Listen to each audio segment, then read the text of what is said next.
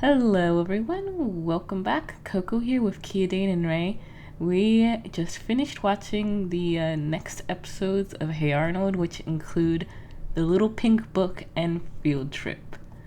To summarize, The Little Pink Book is the episode in which we start learning about the full extent of Helga's obsession with Arnold. It focuses on a pink book that she has in which she writes a bunch of poetry dedicated to him, but she accidentally drops it and Gerald picks it up.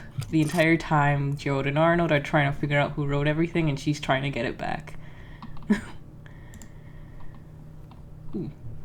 That pretty much sums it up. Yep. Before, there was one note I made. I really like the music in the intro, and I think the music in the series entirely is very unique, especially during the time that it was shown. But, oh god, the visuals of the intro are so terrible. The whole thing... They're not great. No, I mean, honestly, I love this show, but it's just so bad. And kind of annoying. But, yes, as I mentioned, this is the episode in which we start to see just how creepy Helga's crush is. And it's funny because despite how stalkery it is, I still think that she's, I wouldn't say like the best character, but probably the most interesting character of cartoons during that time, just because of how complicated a character she is. Yeah. In my notes, I have the first thing I wrote down was Helga is really creepy. Yes, I wrote down, her true creepiness. What did you write? I wrote incredible obsession, and then I added in creepy in between that. Incredible creepy obsession. So we're all in agreement. Helga's a creep. Yeah, pretty much. You mentioned it in the last podcast, how if this was reversed, we would view it as so much worse, and it probably would have been flagged back then. Yeah. Which is an unfortunate double standard, but it is what it is. Yeah. And it's a product of its time, so... It does make me wonder how it would be received now. Yeah, like making a new cartoon where there's this stalking, woman, or a man, like just stalking in general is a topic that's brought up a lot more recently, and it's become a lot more of a real issue as opposed to something that in people years ago was just waved off. Yes, exactly. It was just sort of invalidated. Well, just like Brainy, who's always standing behind Helga and breathing. Brainy is one of my favorites, even though that's literally the only thing I can remember him doing. But, what if we found out later that he has, a Helga, altar and all that? Yeah. And we just never saw it. Yeah. I mean, he does, well, since that's, later episodes, but he does do something that makes that a very possible thing. Yeah. Another thing that kind of stuck out to me was this is where we first meet Ruth Mcdougald, who is Arnold's crush. That was the second thing I had written down. This is the first time we see Ruth Mcdougald. Same. But what struck me in particular is when I first saw it, she seemed so much older. Even though they say outright she's in 6th grade, which should only be about 11 or 12 years old. When I was younger, she looks like a teenager. Yeah, exactly. I guess maybe it is just the visualization as well. I saw her more as in being in high school. A junior or a senior. Yeah, because when I was in 6th grade, I certainly didn't feel like I looked like Ruth Mcdougald. What, because you didn't have braces? Well, yeah, that too. But also, that's kind of how it is with, cartoon characters. When I was in the 4th grade, I tried comparing myself to Arnold, and I was like, no, Arnold is way more, wiser than I am. Or Doug, who I think is also in the 6th grade. When I was in the 6th grade, I tried to compare myself to Doug, and I'm like, no, that kid's way wiser. All these cartoon characters are so much wiser than I am. Well, not only is like Arnold wise, but he's pretty respectful, like to begin with, in terms of this journal. Like you kind of get the feeling that he's like, this isn't really something like we should be peeking into. It's kind of personal for someone. Yeah. Really? I didn't get that impression. Like, I feel... I think in the beginning, when he was telling Gerald off, it was less because he was being respectful of the journal's owner and more because he was embarrassed that he was reading the stuff about him out loud. That's probably also that. Like, it's probably more that. That was just my take on it. I'm probably not completely in the right about that one, but then of course he later goes back on that and kind of embraces it and starts making fun of it. Yeah. I was kind of surprised by that part, like near the end where he was reading it out loud to people, especially doesn't really seem like his character. No, not really. I mean, especially considering people were laughing out loud and calling the writer pathetic. It kind of reminded me of that really annoying thing where, you have two dudes who are friends and they see this girl that they think is ugly, so one of them tells the girl, "Oh, my friend really likes you," and then they start arguing. Oh. Ugh, I've been in that position before. Oh, jeez. Yeah, it's just one of those things. Why would you even do that? Yeah, what do you but I think get out of that? I think that with Arnold, it was that he had already spent like a day. I know he spent such a long time. he spent an afternoon like doing scientific research on who this could possibly be, and then so he kind of got numb. He got numb to it, and then kind of figured, you know what, the person who wrote this is like maybe they don't even exist. Either that, or it's probably not someone I would be into. Even though, like, he could still risk that it is, what is it, Ruth Mcdougald? Yeah. Ruth McDonald. Yeah. Also, can we talk about McDonald. Can we talk about how bad these fourth graders are at science? Like, Gerald at the start starts like listing off a bunch of girls that might have written it, and Arnold immediately dismisses them based on how much he likes them. Yeah. It's like, no way, couldn't have been them. The girl that chews with her mouth open? No, it wouldn't be her, no. But you know who might be Ruth Mcdougald. Yeah. Oh, I hope it's Ruth Mcdougald. Yeah. This is also the first time we get a good look at Arnold's room.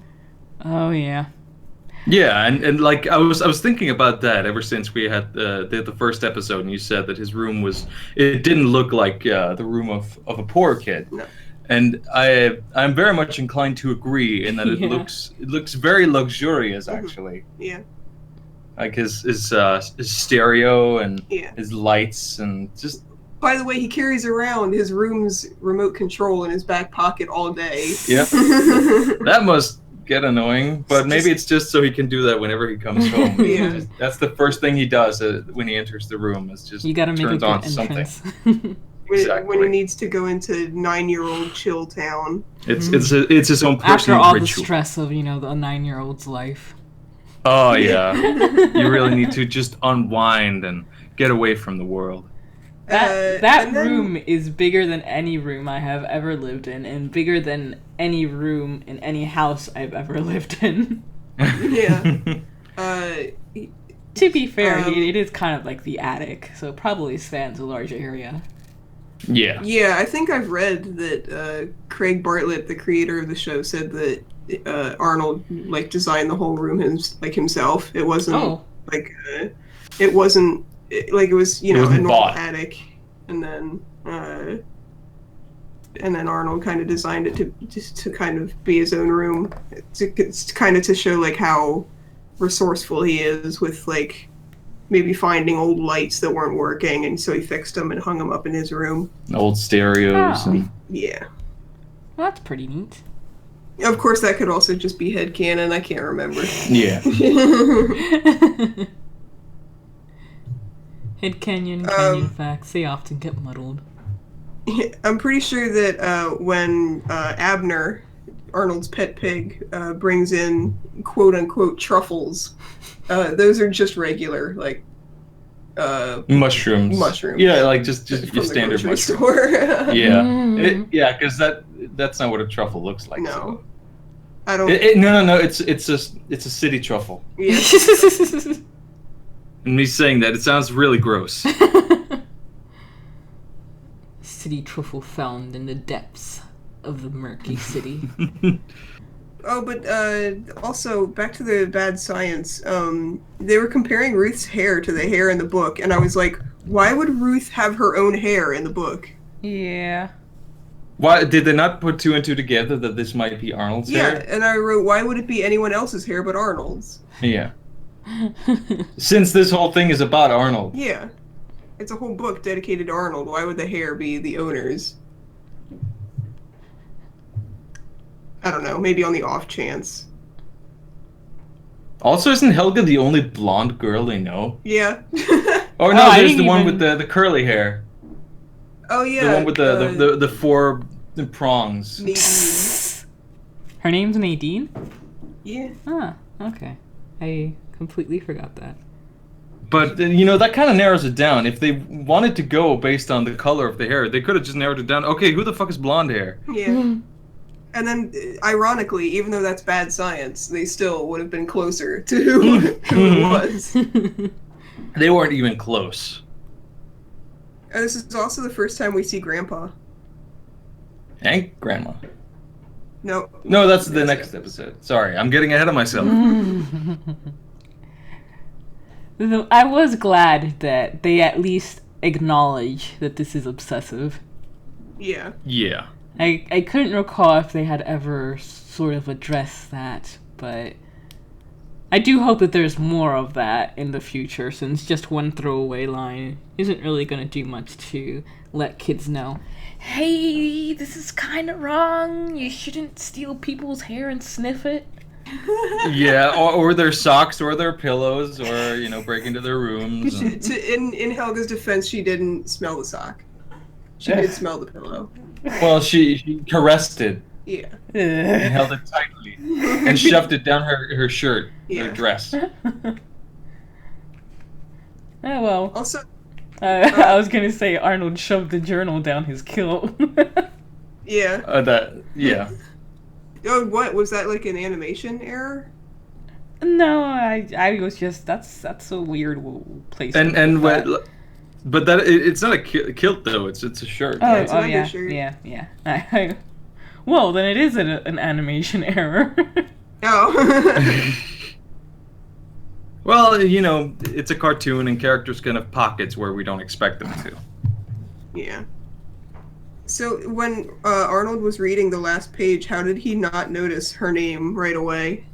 Because he took it one letter at a time, and because it's. When you open the page, though, it says in big letters, Helga. Well, no, it does that vertically though, so you kind of have to look at it like that. Down. He was just reading But they're big letters. Yeah, but he was just reading the sentences like one at a time, and then he would have made it out afterwards, and that was followed by a really, really nice save by Helga. Yeah. If rude. Rude, but in character, and it basically fulfills what the characters that she wants to portray to Arnold. So an abrupt ending, but still manages to somehow wrap everything up in just like a few seconds. Yeah. You going on that vein that you were talking, right? Though, even though he only got to two lines, I think it was, he should get HE, and then having Helga do that. I was gonna say Harold, but that's HA. Oh my Well, god! then- The biggest plot twist, it was Harold all along. Who's Harold? The His kid best who in friend. the next episode goes, yeah, no, Harold, not Gerald. Oh, yeah. Harold is the one who threw the thing at the turtle. He's I got it, yes! Oh yeah, the big The kid. big kid. Yeah. But like he was, I forget. He wasn't reading that page with the intent to figure out who did it, though. Right. He was just continuing to read like bad poetry. He wasn't expecting to find the name in there. But I'm still arguing the fact that if you, like, turn the page in a book you're gonna notice the really big letters on the page first. Not necessarily. That's very individual. You would, maybe. I think maybe you're just projecting. Fine. I'm projecting. She's projecting her better attention. Yeah. She's also projecting being the audience and knowing the fact that it's written like that. That's fair. That's true. Fine.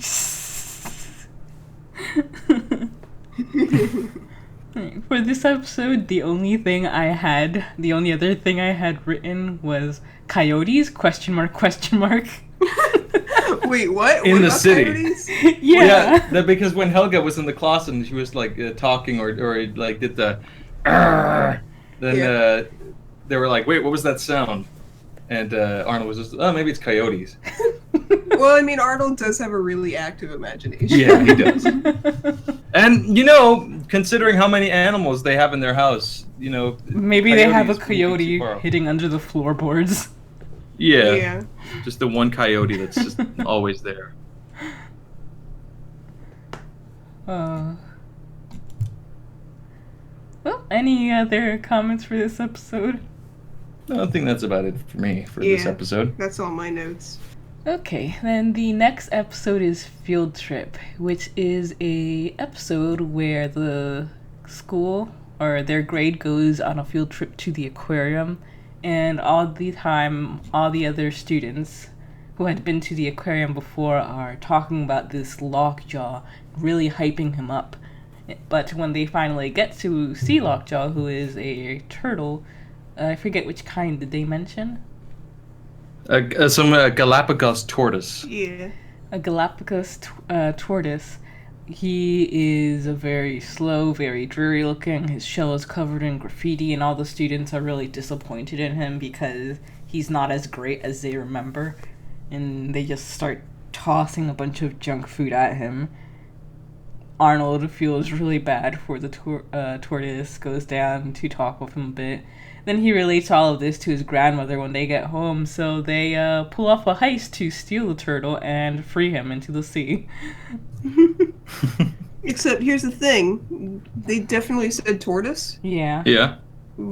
That's not a swimming. No, I feel like there's conflict, and then I feel like from time to time it kind of switched between him having feet and flippers. Yeah. So, So he's not a tortoise, he's a tortoise. So you can tortoise. So that's whenever you have to correct me about tortoises and turtles, you can thank this particular episode for my confusion. Yeah. Well, I feel like we kind of switch around on that. Like you correct me, and then I correct you, and. Yeah, but usually when I'm correcting you, I'm wrong. Okay. let's go with that.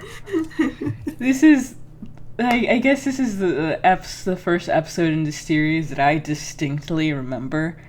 I don't know if it's because I saw this episode a lot or I was just sort of touched by Arnold's empathy or the grandmother. Yeah, it's Grandma. So yeah, first episode we see Grandma. Yeah. But before we talk about that,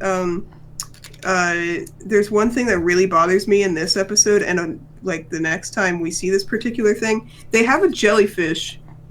Oh yeah.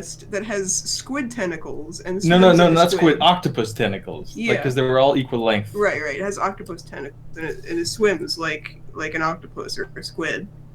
I completely. I mean, they swim kind of similarly, Jellyfish just kind of drift though, but they kind of do that. They still do the same kind of motion that an octopus and a squid does, but this was clearly like a jellyfish that they had slapped octopus tentacles onto. Yeah, and I remember this isn't the first time they show this in the series. They show the exact same thing in another episode where they go to the aquarium. Really? Yeah. Wow. And it annoyed me as a kid every time. Well, I mean, we've already, gone into the realm of creatures with weird anatomy. Yeah. With the tortoise. So for an educational episode about the aquarium. It's really not very educational. It's very confusing for a small child. Yeah. One of my favorite things about this is just what happened for them to have a specific rule about no sushi chefs. Well, I mean, maybe if fresh fish is hard to come by, some of the sushi chefs would sneak in, grab some fish, and just book it. I think that's what they were implying. Yeah, that's like I feel like. So there's a lot of professional discrimination going on there, Oh, gosh. but probably based around experience, past experiences. Also, they have a big closet full of skateboards. Yeah, must be a lot of skateboarding in there. Yeah. It's the aquarium / skate park. Now you can skateboard over the shark tank. Yeah. We are not responsible for any deaths.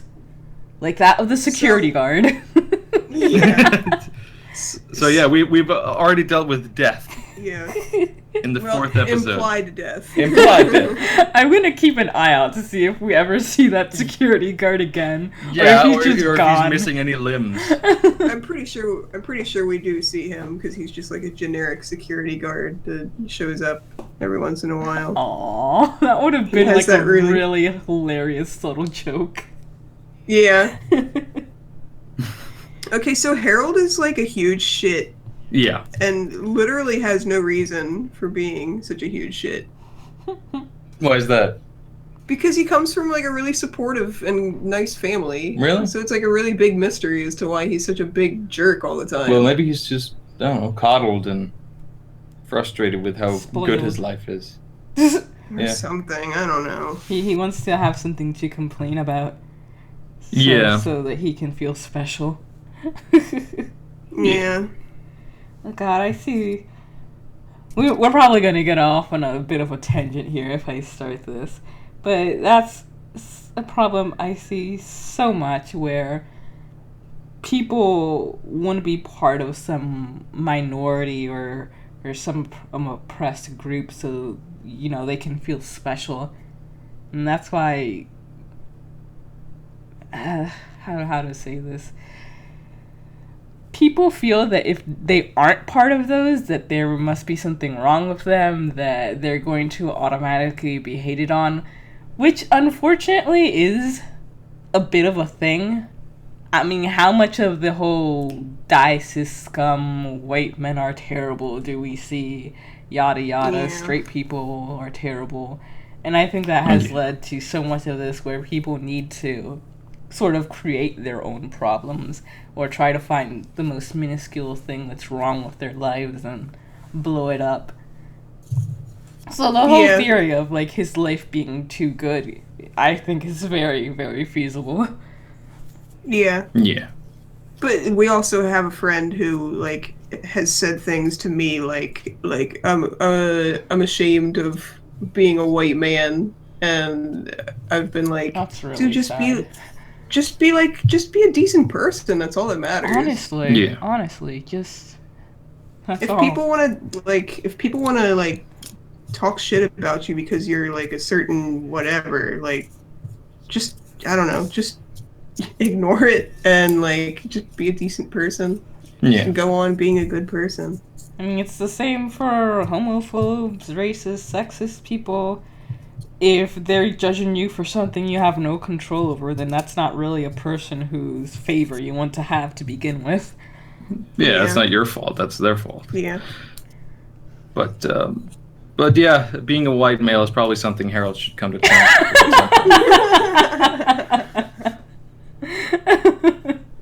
Okay, real talk. This is like inner city. Why is there only like 2 black kids in the class? I don't know. Yeah. Could just be that that's the one class where they, have those 2 black kids. I don't know about that. I mean, we don't really see a lot of, even outside of the class, we don't really see a lot of other minorities. We've got Phoebe and I forgot his name, but he's one of the boarders who's Vietnamese. Mr. Heyerdahl. Heyerdahl? Yeah. Okay, yeah, isn't he Vietnamese? No, not Heyerdahl. That's Phoebe's last name. I was like, that doesn't sound right. Mr. Wynn. Yes, there we go. Yeah. They both started with H, and they were both Asian. But this is the first time we see Grandma. Yeah. Who is the best character on the show.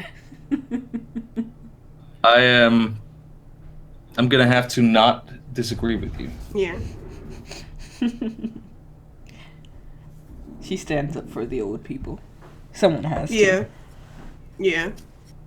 There are a lot of like astrology memes online, and every time they're like, when I've seen one that was like, "Hey Arnold" characters or the signs as "Hey Arnold" characters, and Pisces is always grandma. I am so glad. I know. I'm so glad. Usually I see these and I'm like, no, I don't think that. But this one I was like, yeah, 100% true. True facts. Grandma is Dranma. Grandma is great. Yeah.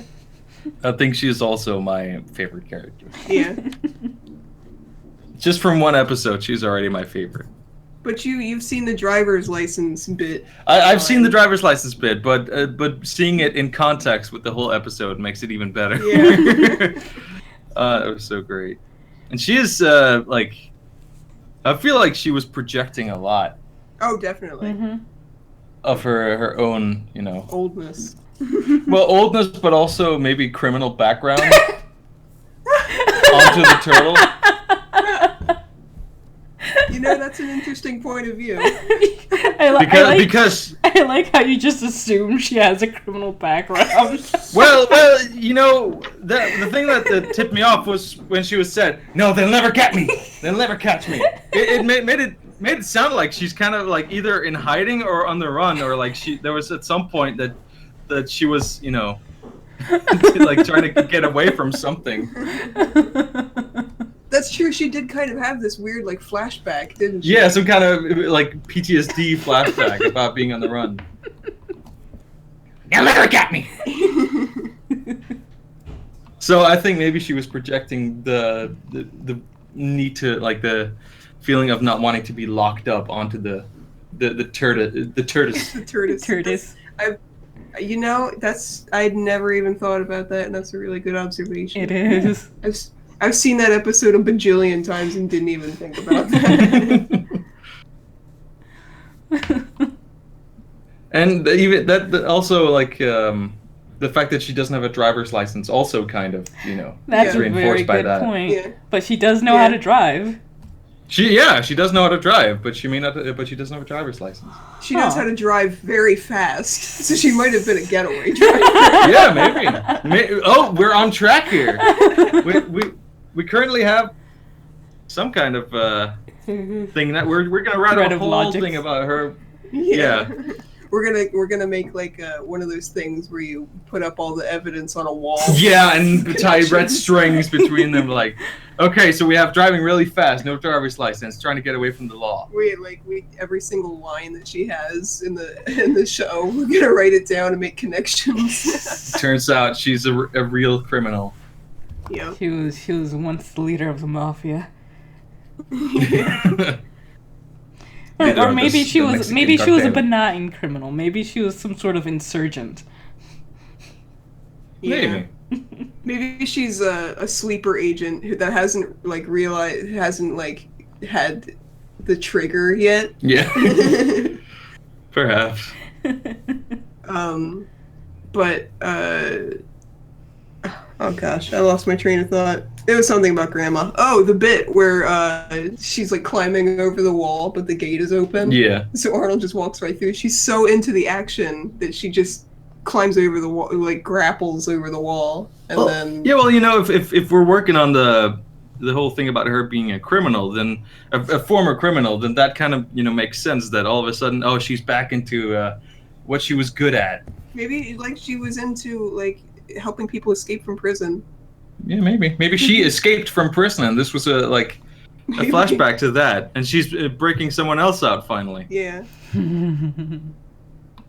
I also really like her line, like Arnold asks, "Isn't that against the law? Trying to get this tortoise out of the aquarium?" And she says, "Against the law of the king, perhaps, but against the law of common decency, I think not." Yeah, that's a great line. Yeah, I really like that line. I like her chaotic good nature. Yeah.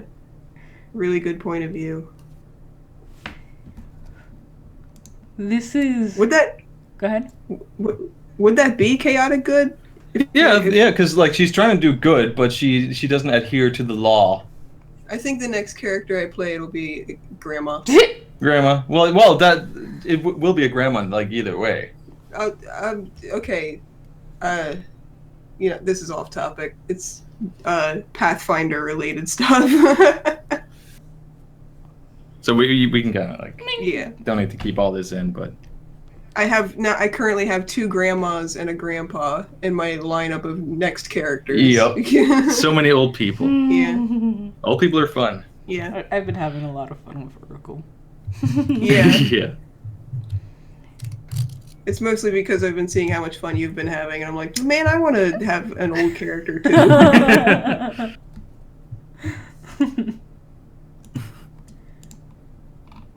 But returning to the episode at hand, this is the first instance,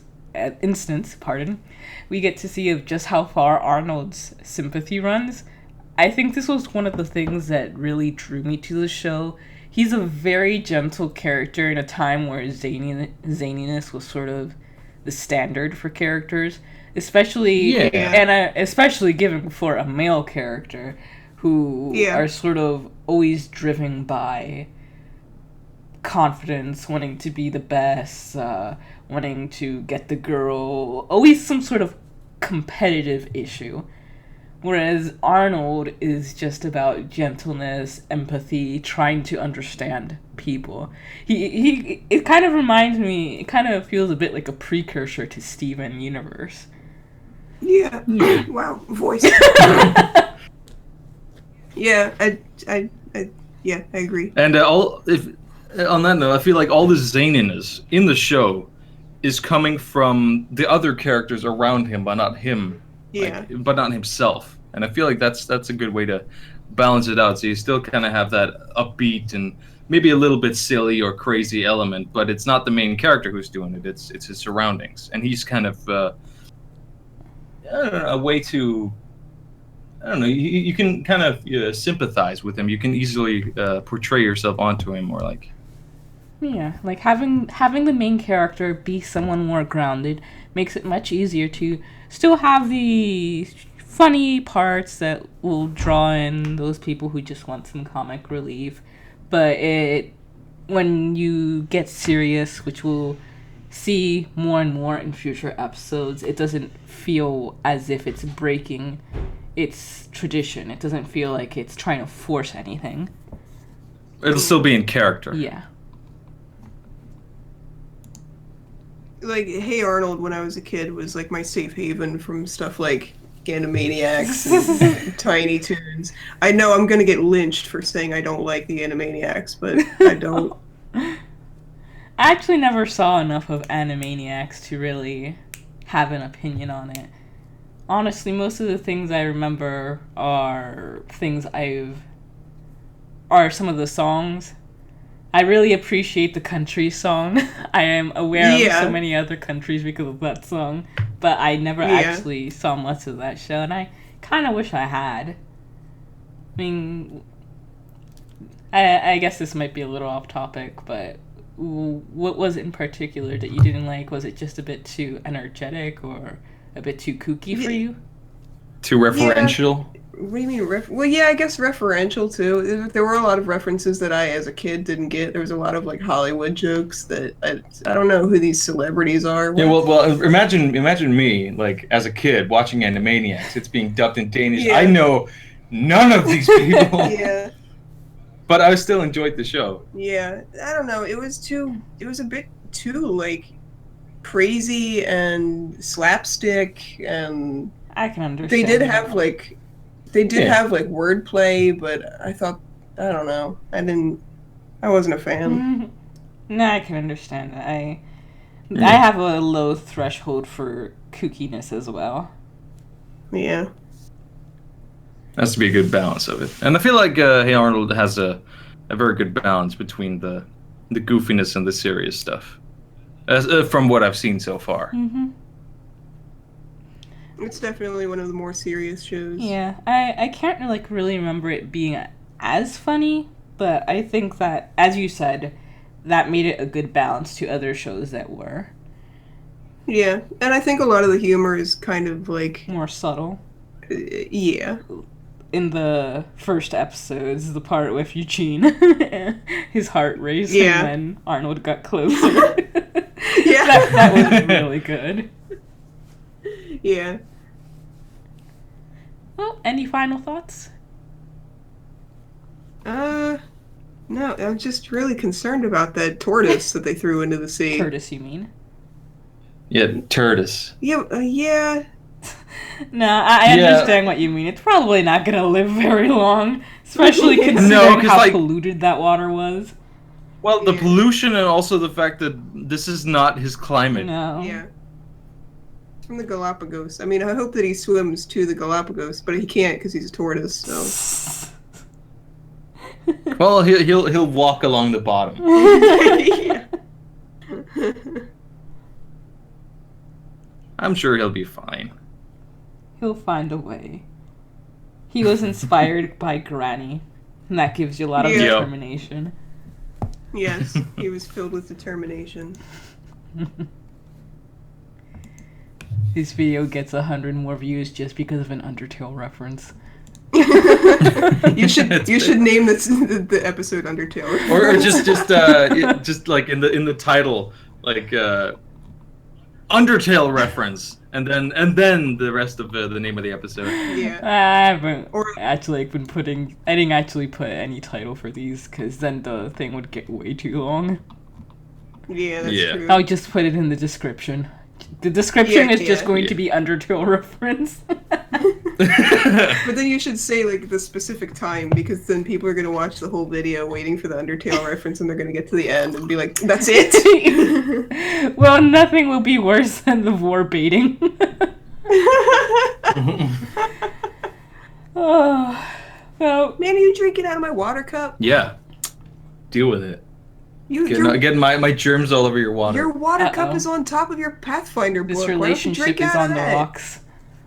I don't know why I'm not getting married to you. I wish I had some rocks for this water. This wedding is off. God, hey Arnold ruined my best friend's wedding. Give me the water. No, Give me. no, All right, stop. The wedding's back You on. took it. No. Well, we will end It's things off. right there. Thank you guys for joining. And of course, like last time, if you have any of your own thoughts or if you want to respond to anything, please do so in the comments. See you next Yes. time. Yay. Like, comment, subscribe. No.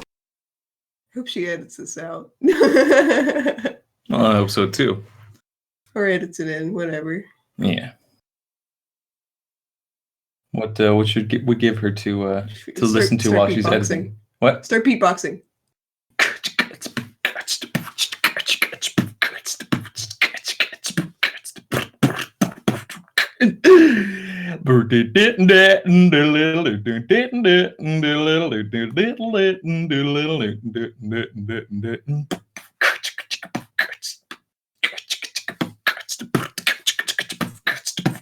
Oh shit. Oh shit.